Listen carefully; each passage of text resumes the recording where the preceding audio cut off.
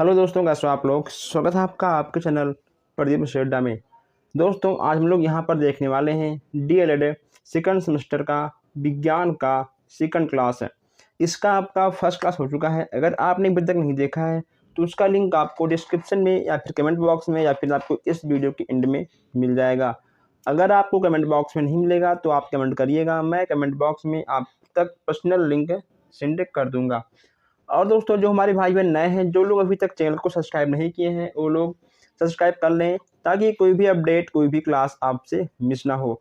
आज हम लोग यहाँ पर विज्ञान के सभी अतिलघुतीय प्रश्नों को ख़त्म करने वाले हैं। अगर आप सारे प्रश्न लगातार, सारे क्वेश्चन, सारे क्लास लेते हो तो कहीं ना कहीं आपका 100% रिजल्ट अच्छा ही आएगा।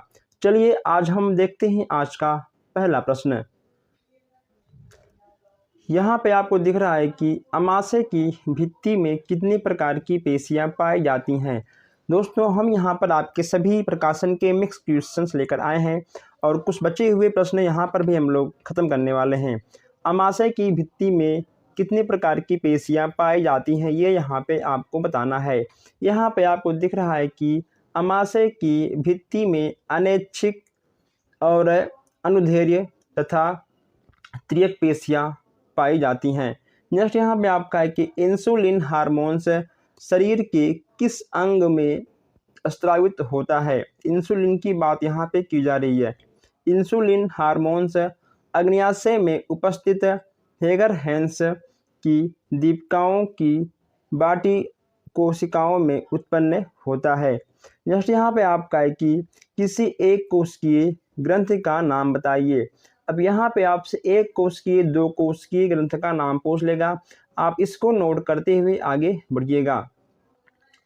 ठीक है दोस्तों, चलिए जैसे यहाँ पे आपका है जठर ग्रंथियाँ किस भाग में पाई जाती हैं। यह दोस्तों आपका बहुत ही मोस्ट इम्पॉर्टेंट क्वेश्चन है। इनसे स्रावित होने वाले रस का नाम लिखिए। यहाँ पे आपको नाम भी लिखना है। आपका जो जठर ग्रंथियाँ होती हैं आपके अमाशय में पाई जाती हैं। कहाँ पाई जाती हैं? अमाशय में पाई जाती हैं। यहाँ पर जितने आपको मोस्ट इम्पॉर्टेंट प्रश्न आप दिखेंगे, यहाँ पे आपको इन सबको स्क्रीनशॉट लेना है या आपको इसको याद भी करना है। जो वेरी मोस्ट इम्पॉर्टेंट प्रश्न रहेंगे, हम आपको उन सारे प्रश्नों को बताते हुए, समझाते हुए आगे बढ़ते रहेंगे। भोजन का मंथन आहार नाल के किस भाग में होता है? भोजन का मंथन, जब हम लोग भोजन करते हैं तो उसका मंथन यानी पाचन क्रिया कहाँ होता है, ये पूछा गया है। आपका हो जाएगा अमाशय में होता है। कहाँ होता है? अमाशय में आपका हो जाता है। जैसे यहाँ पे आपका है कि प्रोटीन पाचन के पश्चात किस रूप में बदल जाते हैं। प्रोटीन जो आपके होते हैं वह पाचन के पश्चात किस रूप में बदल जाते हैं, ये आपसे पूछा गया है। यह आपका अमीनो अम्लों में बदल जाते हैं। नेक्स्ट यहाँ पे आपका है कि उस नालिका विहीन ग्रंथि का नाम लिखिए जो अग्न्याशय में पाई जाती है। अब यहाँ पे आपको नालिका विहीन ग्रंथि का नाम लिखना है जो अमाशय में पाई जाती है। लेगरहैंस की दीपिकाएं अग्न्याशय में पाई जाने वाली नालिका विहीन ग्रंथियाँ आपकी हो जाती हैं। नेक्स्ट यहाँ पे आपका है कि आहार नाल के किस भाग में भोजन का अवशोषण होता है। आहार नाल की छोटी आंत्र या इलियम में भोजन का अवशोषण हो जाता है। नेक्स्ट यहाँ पे आपका है पित्त। पित्त रस कहाँ बनता है? पित्त रस आपका यकृत में बन जाता है। नेक्स्ट यहाँ पे आपका है कि सूक्ष्म रंसाकुर आहार नाल के किस भाग में पाए जाते हैं, इसका नाम आपको बताना होगा। यहाँ पे देखिए, सूक्ष्म रंसाकुर छोटी आंत में पाई जाती है। कहाँ पाई जाती है? छोटी आंत में पाई जाती है। ये अवशोषण तल में वृद्धि करते हैं। ये पचे भोज्य पदार्थों के अवशोषण में सहायक होती है। आगे बढ़ते हैं। नेक्स्ट यहाँ पे आपको देखने को मिल जा रहा है कि मनुष्य में कितनी जोड़ी लाल ग्रंथियाँ होती हैं। मनुष्य में 3 जोड़ी लाल ग्रंथियाँ पाई जाती हैं। नेक्स्ट यहाँ पे आपका है कि किन्हीं 2 सुषांगों के नाम लिखिए आपके फेफड़े और गलफड़े। यानी यहाँ पूछा गया है कि किसी ऐसे दो अंगों का नाम लिखिए जहाँ से हम सांस ले सकते हैं। मनुष्य फेफड़े से सांस लेता है, जो मछलियाँ आपकी हैं, जो जल में रहने वाली जंतु हैं, वे गलफड़े से सांस लेती हैं। हीमोग्लोबिन का श्वसन में क्या महत्व है? हीमोग्लोबिन O2 के फेफड़े की कोशिकाओं तक पहुंचाता है। कहीं ना कहीं दोस्तों हीमोग्लोबिन और ऑक्सीजन का बहुत ही महत्वपूर्ण स्थान होता है। इन दोनों के बिना कोई भी नहीं चल पाएगा। श्वसन क्रिया में कौन सी गैस ग्रहण की जाती है? वह हो जाएगा आपका ऑक्सीजन। नेक्स्ट है, श्वसन क्रिया द्वारा छोड़ी जाने वाली वायु में किस गैस की मात्रा वायुमंडल से अधिक होती है? कार्बन डाइऑक्साइड की। आगे बढ़ते हैं। रुधिर के शुद्धिकरण का कार्य श्वसन तंत्र के किस अंग द्वारा किया जाता है? आपका हो जाएगा फेफड़े से। नेक्स्ट यहाँ पे आपका है, नाक से सांस लेने का मुख्य लाभ क्या है? नाक से सांस लेने का कारण वायु छनकर शरीर ताप पर फेफड़ों में पहुंचाती है, जिससे फेफड़ों की कोशिका स्वच्छ बनी रहती है। आगे बढ़ते हैं। नेक्स्ट यहाँ पे आपका है कि वायु का हृदय कहाँ स्थित होता है? वायु के हृदय की बात की जा रही है। हृदय वक्ष गुहा में फेफड़ों के मध्य अवकाश में थोड़ा बाईं और अधर तल पर स्थित होता है। आगे बढ़ते हैं। नेक्स्ट यहाँ पे आपका है, मनुष्य के हृदय में दाएं और बाएं आलिंद में कैसे रुधिर होती हैं?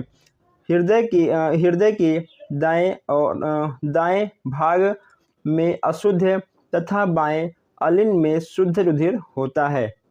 अब यहाँ आपका नेक्स्ट क्वेश्चन है, पल्मोनरी धमनी में बहने वाला रुधिर कैसा होता है? यह आपका शुद्ध होता है, ऑक्सीजन रहित होता है। ठीक है। नेक्स्ट यहाँ पे आपका है, रुधिर के तरल निर्जीव भाग को क्या कहते हैं? यह आपका हो जाएगा प्लाज्मा। ठीक है दोस्तों, प्लाज्मा कहते हैं। नेक्स्ट है, किस वैज्ञानिक ने सर्वप्रथम रुधिर परिसंचरण तंत्र की खोज की थी? आपके हो जाएंगे विलियम हर्ब। ठीक है दोस्तों, ये क्वेश्चंस आपको नोट करना चाहिए। नेक्स्ट यहाँ पे आपका है, मनुष्य के रुधिर का रंग लाल क्यों दिखाई देता है? हीमोग्लोबिन के कारण मनुष्य का रंग लाल दिखाई देता है। नेक्स्ट यहाँ पे आपका है, तरल संयोजी उत्तक के दो उदाहरण कौन कौन से हैं? रुधिर तथा लसिका। ठीक है दोस्तों, रुधिर तथा लसिका ये आपके तरल संयोजी उत्तक होते हैं। यांत्रिक किस प्रकार उत्सर्जन में सहायक होता है? यांत्रिक अमोनिया को यूरिया में बदलकर उत्सर्जन में सहायक करता है। नेक्स्ट यहाँ पे आपका है, यूरियोटेलिस जंतु कौन कहलाते हैं? एक उदाहरण दीजिए। जो जंतु यूरिया के रूप में उत्सर्जित पदार्थ को निष्कासित करते हैं उन्हें यूरियोटेलिस जंतु कहते हैं, जैसे मेढक, खरगोश और मनुष्य। भोजन के प्रमुख पोषण तत्व, प्रमुख घटक बताइए। यहाँ पे आपको भोजन के प्रमुख तत्व, प्रमुख घटक भी आपको बताना है, या फिर आपको अगर ये पूछ ले कि भोजन में कौन कौन से पोषण तत्व पाए जाते हैं, प्रोटीन की कमी से कौन कौन से रोग हो जाते हैं, अगर ये दोनों प्रश्न पूछे आपसे तो आपको इसको लिखना होगा। भोजन से हमें ऊर्जा प्राप्त होती है, जिससे हम विभिन्न कार्य को करते हैं। भोजन के विभिन्न तत्वों से हमारे शरीर के पोषण, निर्माण, वृद्धि और रोगों में सुरक्षा होती है। ठीक है दोस्तों, जिससे कि आपके यहाँ पर कुछ चीज़ें आपको देखने को यहाँ पर मिल जाएंगी। हाइड्रोजन, ठीक है दोस्तों, कहीं ना कहीं इसमें आपका जो मीठे फल होते हैं, गन्ना होता है, चावल, आलू, इन सब में आपको कहीं ना कहीं कार्बोहाइड्रेट देखने को मिल जाएगा। ओके दोस्तों, कार्बोहाइड्रेट। ठीक है, अब यहाँ देखिए पूछेगा आपसे एग्जाम में कि कार्बोहाइड्रेट कितने प्रकार के होते हैं, तो आपको कार्बोहाइड्रेट के दो प्रकार भी लिखना होगा, सरल कार्बोहाइड्रेट और जटिल कार्बोहाइड्रेट है। ये जो आपके कार्बोहाइड्रेट हैं आपके 2 प्रकार के हो जाते हैं, इसको भी आप नोट कर लीजिएगा। यहाँ पे आपका हम यहाँ पर आपके HIV को, उसके बाद आपका जो एड्स होता है, हम इन सब के बारे में आपके नोट्स में बहुत ही अच्छे से आपको समझाते हुए विस्तार पूर्वक हमने बात कर लिया था। एड्स के रोगजनक वायरस का पूरा नाम क्या है? HIV, ठीक है दोस्तों, एड्स वायरस है। ये भी कहीं ना कहीं आपसे पूछा जाएगा। इन सब चीज़ों को देखिए, जो आपका एड्स होता है या फिर जो आपका हेपेटाइटिस होता है, इन सब का जांच जो आपका होगा उसका नाम है अलीसा, ठीक है दोस्तों। अलीसा जांच से ही एड्स और हेपेटाइटिस रोग का पता लगाया जाता है। जो आपका हेपेटाइटिस रोग होता है उसका असर सीधा आपको यकृत यानी आपको लीवर में देखने को मिल जाएगा, ठीक है दोस्तों। किसमें? आपका लीवर में देखने को मिल जाएगा। उसमें कहीं ना कहीं जो भी आप खाते हो वह नहीं पचता है, ठीक है, और आपके बॉडी जो है कमज़ोर होना स्टार्ट हो जाती है। चलिए आगे बढ़ते हैं। जैसे यहाँ पे आपका है कि तंबाकू के मोजेक रोग का पता सर्वप्रथम किसने लगाया था? ये भी प्रश्न यहाँ पे आपसे पूछ लिया जाएगा। इबोवस्की ने, ठीक है दोस्तों। चलिए जैसे यहाँ पे आपका है, विषाणु का एक सजीव तथा एक निर्जीव लक्षण लिखिए। विषाणु की बात की जा रही है, विषाणु का सजीव लक्षण यहाँ पे आपको दिख जाएगा और निर्जीव लक्षण भी यहाँ पे आपको दिख जाएगा। इसको आप नोट कर लीजिएगा। आप पहले इन दोनों का स्क्रीनशॉट खींचिए, ठीक है दोस्तों। आप पहले इन दोनों का स्क्रीनशॉट खींच लीजिए। आप इसका पहले स्क्रीनशॉट खींच लीजिए, फिर हम आगे बढ़ते हैं। आप इसे स्क्रीनशॉट में लिखिए या फिर आप इसे अपने नोटबुक में लिखिए। ये क्वेश्चंस आपके बहुत ही वेरी मोस्ट इम्पॉर्टेंट है। आप इन दोनों क्वेश्चंस को नोट कर लीजिएगा। इसको आपको याद करके ही जाना है, कुछ भी हो जाए। इसके बाद यहाँ पे आपका जीवाणु कोशिका भित्ति का निर्माण करने वाले रसायन कौन कौन से होते हैं, हमने इस पर भी बहुत ही अच्छे से चर्चा किया था आपके नोट्स की क्लास में। पार्श्वीकरण आपका क्या होता है? दूध को पहले गरमाते हैं बहुत तेज़ी के साथ, फिर उसको बहुत तेज़ी के साथ ठंडा भी करते हैं। आप इसको एक बार पढ़ लीजिएगा तो आपके समझ में आ जाएगा। ओके दोस्तों, चलिए आगे बढ़ते हैं। मृतोपजीवी जीवाणुओं के पोषण किस प्रकार होते हैं? अब यहाँ मृतोपजीवी की बात की जा रही है। देखिए, मृत कार्बनिक पदार्थ के अपघटन से जैविक कार्य के लिए ऊर्जा प्राप्त करते हैं। ये आपका हो जाएगा। फिर यहाँ पे देखिए आपका सहजीवी जंतुओं के उदाहरण भी आपको यहाँ पर देना है, तो यहाँ पे आप सहजीवी के बारे में लिख सकते हैं। उसके बाद यहाँ पे आपका है साधारण शर्करा के घोल में जीवाणु पनपते हैं परंतु जैम तथा जेली में नहीं होते हैं। इसका क्या कारण है? ये भी आप एक बार पढ़ेंगे तो आपके दिमाग में आ जाएगा।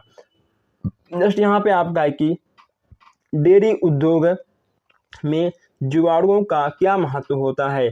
दूध से दही, पनीर, मक्खन बनाने में कहीं ना कहीं दोस्तों आपके जीवाणुओं का काम लगता है। चलिए आगे बढ़ते हैं। यहाँ पे आपको टिटनेस से संबंधित सारे प्रश्न मिल जाएंगे। आप इसको भी एक बार नोट करते हुए आगे बढ़िएगा। हम यहाँ पे आपको प्रश्नों के मॉडल दिखाते हुए आगे बढ़ रहे हैं। आप इसका भी एक बार स्क्रीनशॉट खींच लीजिएगा, ठीक है। इसका भी आप लोग एक बार स्क्रीनशॉट खींच लीजिएगा क्योंकि यहाँ से क्वेश्चंस आपके बनेंगे। यहाँ से क्वेश्चंस आपके बनेंगे, एक बहुविकल्प में भी बन जाएंगे और जो आपका अति लघुत्तरीय प्रश्न आता है वहाँ से भी प्रश्न आपके बन जाएंगे। ऐसे प्रश्नों को नोट कर लेते हैं। जो आपके लॉन्ग क्वेश्चंस होते हैं आप उसको बनाकर लिख सकते हो, लेकिन इन सारे क्वेश्चंस को आप बनाकर नहीं लिख पाओगे, ठीक है दोस्तों। देखिए, अब यहाँ पूछा गया है आपसे कि कुत्ते के काटने से कौन सा रोग हो जाता है, ठीक है। इस रोग का कारण कौन सा रोगाणु होता है? तो कुत्ते के काटने से आपका रेबीज रोग होता है, ठीक है दोस्तों। यह कहीं ना कहीं विषाणु के द्वारा फैल जाता है। इसके बाद यहाँ पे आपका क्षय रोग भी आएगा, टाइफाइड भी आएगा, इन सब यहाँ पे आपका मलेरिया भी आएगा। आप एक बात ध्यान रखिए, ठीक है। मलेरिया और हैजा, जो हैजा फैलता है वह आपका घरेलू मक्खी से फैलता है, लेकिन जो आपका मलेरिया होता है इसमें आपका मादा मच्छर जो होता है वही काटता है, ठीक है। जो मादा मच्छर होता है वही काटता है और उसी से मलेरिया रोग हो जाता है। जनरली दोस्तों जो गर्मी के मौसम में मच्छर काटते हैं हम सबको, वे फीमेल होते हैं। फीमेल को अंडा बनाने में, अपने बच्चे को पैदा करने में कहीं ना कहीं वो मनुष्य के रक्त को चूसते हैं, फिर उनके पेट में कहीं ना कहीं अंडा का निर्माण बहुत अच्छे तरीक़ों से हो जाता है। यहाँ देखिए नेक्स्ट यहाँ पे आपका है परमाणु संरचना का परिचय यहाँ पे आपको देना है। तो यहाँ पे आपका जो आपके परमाणु हैं इसके बारे में भी आप यहाँ पर अच्छे से समझ सकते हो। आप पूरा का पूरा इसका नोट कर लीजिए। देखिए ऊपर लिखा गया है आपका, एक मिनट, आपका ऊपर लिखा गया है परमाणु, ठीक है, परमाणु संख्या, परमाणु भार, इन तीनों को आप नोट कर लीजिएगा। बस आप केवल एक दो बार पढ़ोगे आपके दिमाग में आ जाएगा। अगर हम पढ़ के आपको बताएंगे तो कम से कम वीडियो 2 घंटे की बनेगी, ठीक है। चलिए नेक्स्ट यहाँ पे आपका है कि विकर्ण। विकर्ण सर्वप्रथम किस वैज्ञानिक ने कब ज्ञात किया था? ठीक है दोस्तों, विकर्ण आपका 1948 में ज्ञात किया गया था, ठीक है। इसके बाद यहाँ पे आपका मिल जाएगा संभारिक किसे कहते हैं? संभारिक वे तत्व जिनके परमाणु भार समान किंतु परमाणु संख्या भिन्न होते हैं वे आपके संभारिक होते हैं, ठीक है दोस्तों। इलेक्ट्रॉन से क्या तात्पर्य है? इलेक्ट्रॉन एक ऐसा कण है जो द्रव्यमान नगण्य होता है तथा जिस पर इकाई ऋण आवेश रहता है। नेक्स्ट यहाँ पे आपको देखने को मिल जाएगा संयोजकता, ठीक है दोस्तों। और यहाँ पे आपका अब तक कितने परमाणु खोजे गए हैं, और 119 से दोस्तों, ठीक है। ये क्वेश्चंस आपके एग्जाम में नहीं आते हैं और ये क्वेश्चंस आपके एग्जाम में नहीं आएंगे। आगे बढ़ते हैं दोस्तों, ठीक है। ये भी क्वेश्चंस आपके एग्जाम में नहीं आएंगे क्योंकि ये क्वेश्चंस आज तक नहीं आए। मेथेल के आणविक सूत्र, इसको भी आप लिख लीजिएगा, CH4 है। यौगिक किसे कहते हैं? 2 या 2 से अधिक तत्व निश्चित अनुपात में संयोग करके एक नया पदार्थ बनते हैं, उन्हें यौगिक कहते हैं। यह भी आपका हो जाएगा दोस्तों, ठीक है। चलिए आगे बढ़ते हैं। नेक्स्ट यहाँ पे आपका है मेंडलीव की आवर्त सारणी। यहाँ से दोस्तों क्वेश्चंस आपके ठीक है नहीं बनते हैं, ये सब क्वेश्चंस आपके नहीं आते हैं। ये एक मिनट, ठीक है, आप इसको नोट कर लीजिएगा, यहाँ से आपके बन जाते हैं, ठीक है। मेंडलीव की आवर्त सारणी में 9 वर्ग समूह तथा 7 आवर्त होते हैं, ये आप नोट कर लीजिएगा। ये भी क्वेश्चंस आपके नहीं बनते हैं एग्जाम में। और आइए कुछ और आपको बताते हैं। आवर्त सारणी से क्वेश्चन, ठीक है, आपके बन जाते हैं, इसको भी आप नोट कर लीजिएगा। आवर्त सारणी के एक ही आवर्त के तत्वों के परमाणु के आकार किस प्रकार परिवर्तन होते हैं? आवर्त सारणी के एक ही आवर्त के तत्वों के परमाणु के आकार बाईं ओर से दाईं ओर क्रमिक रूप से घटते हैं। संक्रमण तत्वों के 2 विशेष गुण बताइए। यहाँ पे आपको 2 विशेष तत्व मिल जाएंगे, विभिन्न संयोजकता, दर्शना, रंगीन संकर आयन बनाना, ठीक है। इसके बाद यहाँ पे क्या आवर्त सारणी, ये भी आपका नहीं बनता क्वेश्चन दोस्तों, ना यहाँ से बनेगा आपका, और क्वेश्चंस आपका ये भी नहीं बनता है। आप इन दोनों क्वेश्चंस को नोट कर लीजिएगा, यहाँ से प्रश्न आपके बन जाते हैं। ओके दोस्तों, चलिए नेक्स्ट यहाँ पे आपको देखने को मिल जाएगा कृत्रिम परिवर्तन से आप क्या समझते हैं? मनुष्य के द्वारा बनाए गए जो चीज़ें होती हैं वह आपके कृत्रिम परिवर्तन में आती हैं। जैसे आपका मिट्टी का बर्तन, मिट्टी से बना हुआ ईंट, लकड़ी की कुर्सी, दूध से दही, मक्खन, घी, पनीर, ये सब आपके कृत्रिम में आएंगे। रसायन परिवर्तन आपका क्या होता है दोस्तों, ठीक है, जो प्राकृतिक चीज़ों से घटती हैं, ठीक है। जैसे कि दोस्तों आपका लोहे के कील में जंग लगना, ठीक है, ये सब कहीं ना कहीं आपके रसायन क्रिया होती हैं, जो आपके साइंस में आते हैं वे आपके रसायन में आ जाते हैं, ठीक है। जैसे कि मान लो लोहे के दरवाजे में जंग लगना, उसका झड़ जाना, ठीक है, ये सब आपके रसायन में आएंगे। दूध से दही बनना, ये भी आपका रसायन में आएगा। प्राकृतिक परिवर्तन क्या होता है? आपको इतना लंबा नहीं लिखना है, आपको शॉर्ट में बस 2 से 3 लाइन में लिखते हुए आगे बढ़ जाना है, ठीक है। ये चीज़ें आप अपने मन से, अपने अनुभव से भी लिख सकते हो। जैसे यहाँ पे आपका प्राकृतिक परिवर्तन से क्या समझते हैं? मौसम का बदलना, वर्षा होना, सूखा पड़ना, ज्वालामुखी, भूकंप, आंधी आना, ये सब आपके प्राकृतिक परिवर्तन में आएंगे। नेक्स्ट यहाँ पे आपका है कि तीव्र परिवर्तन से क्या समझते हैं? जैसे कि दोस्तों माचिस का जलना और बहुत जल्दी बुझ जाना, ठीक है, गुब्बारे का फूटना, ठीक है दोस्तों। और अगर मान लो आपके पास मोमबत्ती है, मोमबत्ती का जल्दी से जल जाना, कपूर का जलना, ठीक है, ये सब आपके तीव्र परिवर्तन के अंतर्गत आ जाएंगे। अनियमित परिवर्तन से आप क्या समझते हैं? वे परिवर्तन जिनका समय निश्चित है, अनियमित परिवर्तन, ठीक है। वे परिवर्तन जिनका समय अनिश्चित है उन्हें अनियमित परिवर्तन कहते हैं। जैसे आंधी, तूफान, बाढ़, सूखा, भूकंप, इनका समय निश्चित नहीं होता, ये कभी भी किसी भी वक्त आ सकते हैं। अनुकूल परिवर्तन, वे ऐसे परिवर्तन जो दैनिक जीवन के लिए उपयोगी तथा हितकर होते हैं उन्हें अनुकूल परिवर्तन कहते हैं। लोहे का फल फूल देना, पौधे का, ठीक है दोस्तों, पौधों का फल फूल देना, भोजन का पकना, गोबर का खाद बनाना, गोबर के कंडे से लकड़ी बनाना, ये सब अनुकूल परिवर्तन में आएंगे। मंद परिवर्तन जो दोस्तों धीरे धीरे होता है, ठीक है। दूध से दही बनना, उसमें टाइम लगता है। नाखून का बढ़ना, बच्चों का बढ़ना, बाल का बढ़ना, ठीक है, ये सब आपके मंद परिवर्तन में आएंगे। ध्वनि उत्पन्न करने वाले परिवर्तन परिवर्तन कौन कौन से हैं? पटाखे का फोड़ना, गुब्बारे का फोड़ना, ठीक है, बंदूक की गोली, लोहे से लोहा टकराना, ताली पीटना, ठीक है, ये सब आपके ध्वनि परिवर्तन में आएंगे। आइए आगे बढ़ते हैं हम लोग अब। चलिए नेक्स्ट यहाँ पे आपको दिख जाएगा कि अम्ल जल में घुलकर कौन सा धनायन बनाते हैं। इसमें आपका हो जाएगा H+ धनायन बनाते हैं, ठीक है, यानी आपका हाइड्रोजन आयन। नेक्स्ट यहाँ पे आपका है कि NaKSO4 किस प्रकार के लवण हैं। NaKSO4 एक मिश्रित लवण के अंतर्गत आते हैं। किसी द्वि लवण या संकर लवण का नाम लिखिए। ये आपके जो द्वि लवण हैं और संकर लवण हैं, इन दोनों का नाम आप लोग लिख लीजिएगा। K2SO4, Al2SO4, 324H2O, ठीक है। नेक्स्ट यहाँ पे आपका है K4FeCN6। नेक्स्ट यहाँ पे आपका है कि अम्ल एवं क्षार की प्रबलता किस पर निर्भर करती है। अम्ल और क्षार की प्रबलता आयन की मात्रा पर निर्भर करती है। एसिटिक अम्ल की क्षारकता कितनी होती है। एसिटिक अम्ल की क्षारकता 1 होती है। आइए अब यहाँ पे आपको अम्ल क्षार कैसे ज्ञात करते हैं, इसका फार्मूला आपको दिख जाएगा।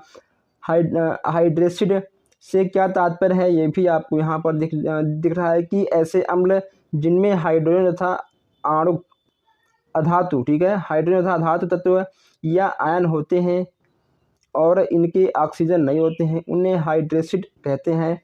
चलिए नेक्स्ट यहाँ पे आपका है कि याथो अम्ल कैसे बनते हैं, ये भी आपको यहाँ पे लिखना। उसमें ये क्वेश्चन, ठीक है, नहीं आते हैं आपके एग्जाम में, ये नहीं आते हैं। जिन अम्लों में हाइड्रोजन तथा सल्फर नहीं होते हैं उन्हें कौन से अम्ल कहते हैं। जिन अम्लों में ऑक्सीजन तथा सल्फर नहीं होते हैं उन्हें हाइड्रेसिड अम्ल कहते हैं। अम्ल क्या होता है, अम्ल के बारे में आप बहुत कुछ लिख सकते हो। नेक्स्ट यहाँ पे आपका है कि लिटमस विलयन का प्राकृतिक रंग कौन सा होता है या किस प्रकार बनाया जाता है, ये भी यहाँ पे आपको दिख जाएगा। आइए हम लोग आगे बढ़ते हैं। नेक्स्ट यहाँ पे आपका हो जाएगा अम्ल विद्युत का चालन क्यों करते हैं। अब यहाँ पर देखिए, अम्ल विद्युत का चालन करते हैं क्योंकि अम्ल विलयन में हाइड्रोजन, ठीक है, आयन उत्पन्न करते हैं जो विद्युत धारा प्रभाव के लिए उत्तरदायी होते हैं। नेक्स्ट यहाँ पे आपका है कि अम्लों में हाइड्रोजन आयन कब उत्पन्न होता है। जल की उपस्थिति में उत्पन्न हो जाता है। बेकिंग पाउडर के 2 घटक यहाँ पे आपको दिख रहे हैं, आप इन 2 घटक को लिख लीजिएगा। दोस्तों ये सब क्वेश्चंस उतनी बार नहीं आए हैं, लेकिन आप लोग एक बार देखकर तभी जाइएगा। वॉशिंग सोडा के निर्माण में प्रयुक्त कच्चे पदार्थों का नाम लिखिए। यहाँ देखिए, सोडियम क्लोराइड, अमोनिया तथा कार्बन हाइड्रोक्साइड, ठीक है। यहाँ पे नेक्स्ट आपका है कि वॉशिंग सोडा में जलीय विलयन का लिटमस पत्र पर क्या प्रभाव पड़ता है। यह लाल लिटमस को नीला कर देता है। बेकिंग सोडा के 2 महत्व यहाँ पे आपको बताना है, ठीक है, 2 महत्व यहाँ पे आपको दिख रहे हैं, इसको आप लिखिएगा। 2 साधारण लवणों के नाम यहाँ पे आपको दिख रहा है, ठीक है, ये भी आप लिख लीजिएगा, सोडियम क्लोराइड और सोडियम कार्बोनेट। वॉशिंग सोडा के 2 उपयोग, यहाँ पे आपको 2 उपयोग दिख रहे हैं। गंदे जल को स्वच्छ बनाने के लिए रासायनिक पदार्थ का प्रयोग करते हैं, उसका अनुभार लिखिए। यहाँ पे आपको अनुभार भी दिख जाएगा। इन सब क्वेश्चंस को आप नोट कर लीजिएगा, ठीक है। धावन सोडा जलीय विलयन में अम्लीय अथवा क्षारीय कैसे होते हैं ये भी यहाँ पे आपको दिख जाएगा। नेक्स्ट यहाँ पे आपका है कि नेहरू युवा केंद्र की स्थापना किस सन में हुई थी? 1972 में हुई थी। आपदा प्रबंधन विधेयक संसद में कब प्रस्तुत हुआ? आपदा प्रबंधन विधेयक संसद में 2005 में प्रस्तुत हुआ था। जनसंख्या विस्फोट का प्रमुख कारण क्या है? जनसंख्या विस्फोट का प्रमुख कारण है जन्म दर एवं जनसंख्या में वृद्धि। आइए दोस्तों आगे बढ़ते हैं। नेक्स्ट यहाँ पे आपका है कि वायु प्रदूषण से क्या तात्पर्य है? आप वायु प्रदूषण के बारे में कितने ही भी पेज लिख सकते हो, ये उसमें हम क्या बताएं। अम्ल वर्षा किन अम्लों का मिश्रण है? अम्ल वर्षा H2SO4 व HNO3 का मिश्रण आपका हो जाता है। ध्वनि प्रदूषण से क्या तात्पर्य है? ध्वनि के बारे में आप बहुत कुछ लिख सकते हो, हमने आपको नोट्स की क्लास में बहुत ही अच्छे से विस्तार से समझाया भी था। कितने डेसिबल से अधिक की ध्वनि मनुष्य के लिए हानिकारक होती है? 90 डेसिबल से अधिक। मृदा प्रदूषण किसे कहते हैं? जल प्रदूषण वायु कीटनाशक पदार्थ एवं घरेलू अपमार्जकों के मिट्टी में मिल जाने को मृदा प्रदूषण कहते हैं। भूस्खलन किसे कहते हैं? जब दोस्तों चट्टानें खसकती हैं और गिरती हैं वही आपका भूस्खलन के अंतर्गत आ जाता है। वायु में सबसे अधिक मात्रा किसकी है? नाइट्रोजन की सबसे अधिक मात्रा है, ठीक है, 78 से 79%। प्रदूषण की परिभाषा लिखिए। वायु जल मृदा के जैविक भौतिक एवं रासायनिक गुणों में अवांछनीय परिवर्तन को प्रदूषण कहते हैं। नेक्स्ट यहाँ पे आपका है कि 2 मृदा प्रदूषणों के नाम लिखिए। यहाँ पे आपको 2 मृदा प्रदूषण लिख जाएंगे दोस्तों। जो हम लोग कीटनाशक दवाओं का उपयोग करते हैं, ठीक है, जो कवक नाशक का उपयोग करते हैं, जो खरपतवार नाशक का प्रयोग करते हैं, ये सब आपके मृदा प्रदूषण में आ जाएंगे। कारखानों की चिमनियों से जो धुआं निकलता है, 2 गैसों के नाम यहाँ पे आपको बताना है, सल्फर डाइऑक्साइड और कार्बन मोनोऑक्साइड, ठीक है। तो ये आपके चिमनियों से निकलने वाले 2 हानिकारक धुआं हैं। नेक्स्ट यहाँ पे आपका है ध्वनि प्रदूषण क्या है और मनुष्यों की ध्वनि सहनशीलता क्या है, ये भी आपको देखने को मिल जाएगा। मृदा प्रदूषण नियंत्रण हेतु 2 विधियों के नाम लिखिए। कीटनाशक, कवकनाशक, खरपतवार नाशक। रसायनों का प्रयोग निर्धारित मात्रा में ही करना चाहिए। आइए आगे बढ़ते हैं। नेक्स्ट यहाँ पे दोस्तों आपको देखने को मिल जाएगा रेडियोधर्मी फॉल आउट किसे कहते हैं? परमाणु विस्फोट। यहाँ देखिए, परमाणु विस्फोट के फलस्वरूप निकलने वाले रेडियोधर्मी पदार्थ वायुमंडल में संघनित होने के पश्चात जब वापस पृथ्वी पर आते हैं उन्हें रेडियोधर्मी फॉल आउट कहते हैं। अपमार्जक किसे कहते हैं दोस्तों? अपमार्जक के बारे में यहाँ पर आप लिख सकते हो। आइए आगे बढ़ते हैं। ध्वनि के शोर का इकाई क्या है? डेसिबल से नापते हैं, ठीक है। DDT का पूरा नाम क्या है? यहाँ पे आपको फुल फॉर्म भी लिखना होगा। ओजोन परत क्या है? इसके बारे में आप बहुत कुछ लिख सकते हो ओजोन परत के बारे में, ठीक है। ग्रीन हाउस प्रभाव क्या है? ग्रीन हाउस प्रभाव को भी आप लिख सकते हो। बस केवल ये चीज़ें आपको एक ही बार पढ़ना होगा। देखिए, ग्रीन हाउस कार्बन डाइऑक्साइड तथा अन्य गैसों द्वारा वायुमंडल में उष्मा को रोक लिया जाना ग्रीन हाउस प्रभाव कहलाता है। ग्रीन हाउस प्रभाव उत्पन्न करने वाले 4 गैस कौन कौन से हैं? यहाँ पे देखिए CO2, CFCS, CH4 और O3। नेक्स्ट यहाँ पे आपका है कि ध्वनि की प्रबलता की इकाई लिखिए। किस स्तर से अधिक तीव्र की ध्वनि मनुष्य को हानि पहुंचाती है? यह आपका डेसिबल में, इसकी देखो ध्वनि की इकाई आपका डेसिबल में होता है। अगर 90 डेसिबल से ऊपर है तो कहीं ना कहीं हानिकारक है। ओके दोस्तों, ये क्वेश्चंस आपका उतना मोस्ट इम्पॉर्टेंट नहीं है, क्वेश्चन नहीं आते हैं।